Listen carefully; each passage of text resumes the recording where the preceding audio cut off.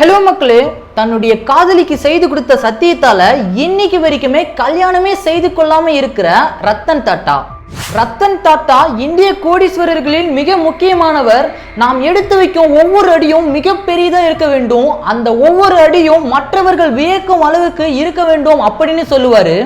ஆனா அவருடைய சொந்த வாழ்க்கையில, அதுலயும் குறிப்பா காதல் வாழ்க்கையில அவருக்கு வெற்றி கிடைக்காமல் போனது எப்படி? அவருடைய காதல் தோல்வியில முடிஞ்சதை பத்தி தான் நம்ம இப்ப பார்க்க போறோம். வாங்க பார்க்கலாம்.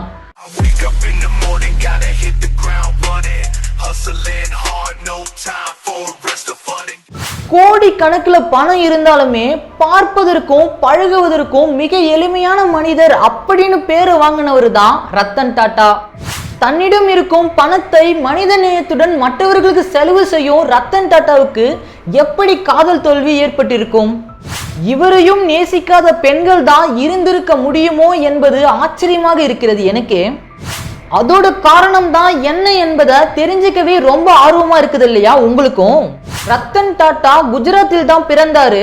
தன்னுடைய 10 வயதிலேயே தன்னுடைய அப்பா அம்மாவை பிரிஞ்ச ரத்தன் டாடா மும்பையில இருக்கக்கூடிய தன்னுடைய பாட்டி வீட்டில தான் வளர்ந்தாரு. அதோட அதே மும்பையிலேயே தன்னுடைய பள்ளி படிப்பையும் முடித்த அவரு பிறகு மேல் படிப்பை ஹார்வர்ட் பல்கலைக்கழகத்துல படிச்சு முடிச்சாரு. அதற்கு பிறகு அவருக்கு IBMல வேலை கிடைக்குது. அதனால அவர் அமெரிக்காவுக்கு செல்றாரு. அங்க போன பிறகு அவருக்கு அமெரிக்கால இருக்கிறதுக்கு பிடிக்காம மீண்டும் தன்னுடைய இந்தியாவுக்கே வந்துடுறாரு. ஏன்னா அவருக்கு தன்னுடைய இந்தியாவில் இருக்கிறது தான் ரொம்ப விருப்பமா இருக்குதுன்னு சொல்லியிருக்கிறாரு. இந்தியாவுக்கு திரும்பிய ரத்தன் டாடா தன்னுடைய குடும்ப நிறுவனத்திலேயே பணியாற்ற தொடங்கினாரு.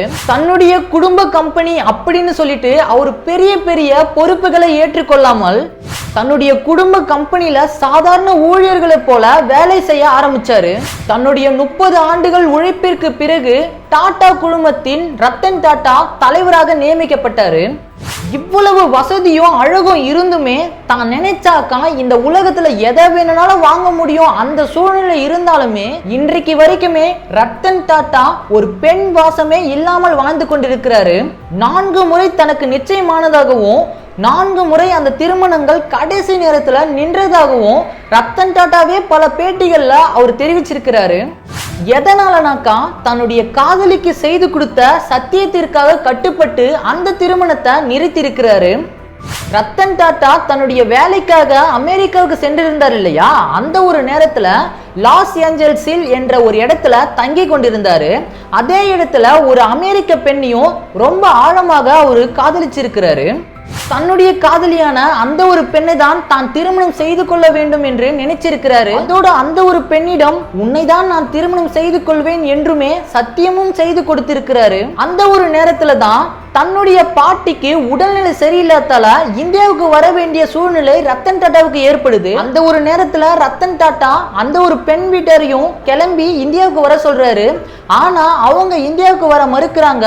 எதனாலனாக்கா அந்த ஒரு நேரத்துல தான் இந்தியாவுக்கும் சீனாவுக்கும் மிகப்பெரிய போர் நடந்துட்டு இருந்துச்சு. ரத்தன் டாடா இந்தியாவுக்கு வந்திருந்த அந்த ஒரு நேரத்துல அவருடைய காதலி லாஸ் ஏஞ்சலிலேயே தன்னுடைய பெற்றோரின் விருப்பப்படி வேற ஒருத்தவரை மேரேஜ் பண்ணிக்கிறாங்க. இந்த ஒரு விஷயம் ரத்தன் டாடாவுக்கு தெரிய வருது.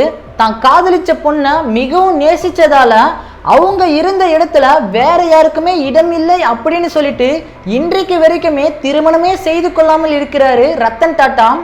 ரத்தன் டாடாவுடைய லவ் ஸ்டோரியை படிக்கும் பொழுது நானே கொஞ்சம் அழுதுட்டேன்.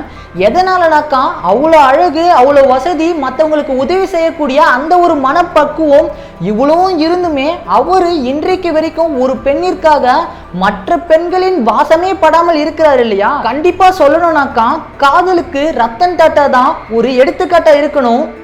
ஏன்னா வரலாறுகளில் காதலுக்கு எடுத்துக்காட்டா எவ்வளோ பேரை சொல்லியிருப்பாங்க. ஆனா நம்மளுமே இன்னைக்கு ஒரு மனுஷனை பார்க்க முடியும், அவரை நேரடியா பார்க்க முடியலனாலுமே வீடியோல பார்க்க முடியும். அப்படி இல்லைனாக்கா என்றைக்காச்சும் ஒரு நாள் அவரை நம்ம சந்திக்கக்கூடிய வாய்ப்பு கிடைச்சதுனாக்கா நம்ம எல்லாருமே புண்ணியம் பண்ணியிருக்கக்கூடிய ஒரு மனிதர்களா இருக்கலாம். கண்டிப்பா என்னுடைய வாழ்நாள்ல ஒரு முறையாச்சும் ரத்தன் டாடா கூட போட்டோ எடுக்கணும்னு சொல்லிட்டு ரொம்ப ஆசைப்படுறேன். எனக்கு பிஸ்னஸ் ரீதியாகவுமே ரத்தன் டாடா ஒரு ரோல் மாடல். ஆனா அவருடைய லவ் ஸ்டோரியை கேட்கும் பொழுது கண்டிப்பா அவர் மேல ஒரு அஃபெக்ஷன் எனக்கே வந்துருச்சு. சரி, ஓகே, ரத்தன் டாடாவுடைய லவ் ஸ்டோரி எண்டுக்கு வந்துட்டோம். நாளைக்கு வேற ஒரு இன்ஃபர்மேஷன்ல உங்களை வந்து சந்திக்கிறேன். அது வரைக்கும் உங்களிடமிருந்து விடைபெறுவது உங்கள் GT சுந்தரேசன். தேங்க்யூ.